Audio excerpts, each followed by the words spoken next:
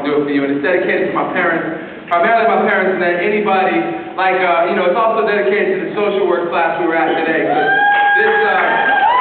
Anybody, and anybody, all Christians, all missionaries, people who are servants, people who are dedicated to doing good work, this is a piece lifts y'all up. Hopefully y'all relate to it. And my mom and dad, I love you. I hope they're listening, because that would be weird. I remember being a 9-year-old boy reading Superman by flashlight. And every night I would turn off the light and with eyes closed tight, I would pray. Dear God, DC, Marvel, Stanley, please understand me. No disrespect to my family, but they didn't make me strong enough to do everything that I need to do. I want to be like every hero I read, and you have to help. Please make me better than myself. And one morning I woke up knowing that it would never work. And I was disappointed because I was going to have to be me all day. And that morning I climbed up into my mother's lap and I asked her, I'm never going to have superpowers, am I, Mom? My mom leans down, whispers in my ear, there's no Superman. No Wonder Woman or the light. No Ronald McDonald or Mickey Mouse, no magical land of Oz.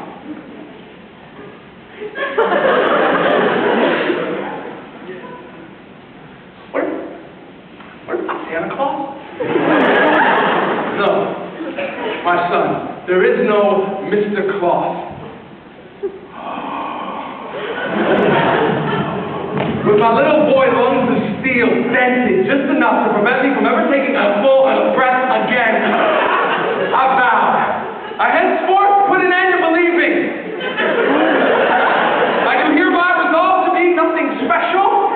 I am flushing my Justice League chewables down the toilet at exactly sunset. I will set ablaze my superhero underoos, and despite the fact that it was 9 a.m., I bid her and my father good night. I went to bed.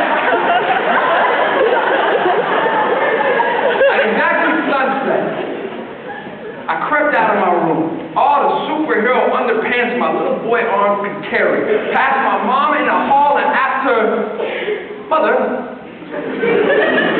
might you know where we keep the kerosene? Instead, my mother sat me in her lap and like a surgeon whispered words to remove my damaged lungs, reshape them as a bird, and put them back so whenever I inhale now, I'm lifted slightly.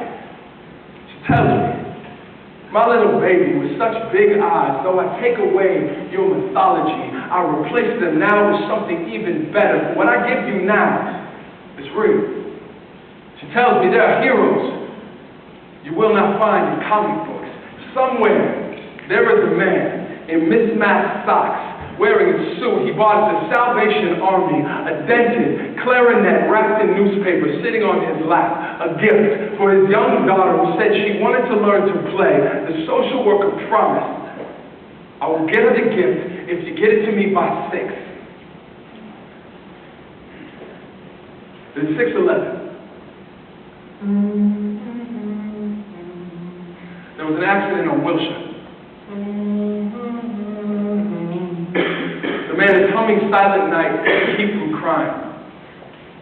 My mom tells me Santa isn't a fat guy in a beard, but every man in mismatched socks, she whispers, I am your Santa Claus. So forget about X-ray vision, magic rings, invisible jets. I no longer want to web swing through sunsets or leap buildings in a single bound. Not anymore. I am finally grateful for my flesh, bones, and bruises, my nervous laughter and migraines, the ordinary shortness of breath. My mom, who runs the fallen shelter for teen addicts, and she doesn't pray for superpowers at night. She prays for someone brave enough to put $30,000 in her hand so she can keep the shelter open. And she hasn't found that someone brave enough to give her the money, so every week she takes her own paycheck, she donates it to herself, and the doors don't close.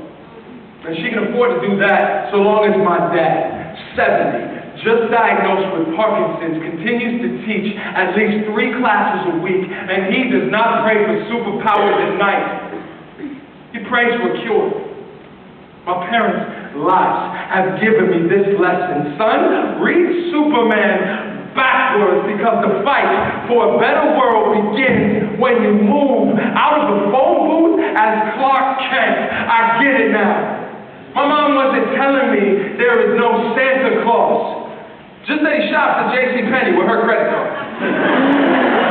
No, she wasn't telling me there was no Superman. Just that he sits across from me at the dinner table. She wasn't taking away my hero. She was refocusing my faith. So nowadays, it's them photos of Dr. King that keep me up nights, undercovers with flashlights. But it's not Dr. King that I'm looking at. I am looking at the people around him. I study the faces of the ones unsung who risk their lives as well for the belief that their better world demands it.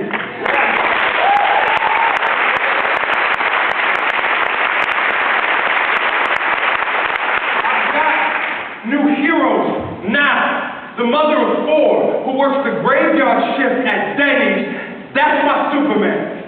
Batman is a firefighter who makes his wife a widow so some stranger can live. The little girl who wears the scars about her like victory ribbons, that's Wonder Woman. Okay, the guy next to Martin, that's the Green Lantern. The Justice League is the quiet mighty who swallows struggle like vitamins and keep on. My mom is Santa Claus, and my dad is the Flash. These are my heroes, for they teach me what my comics never did.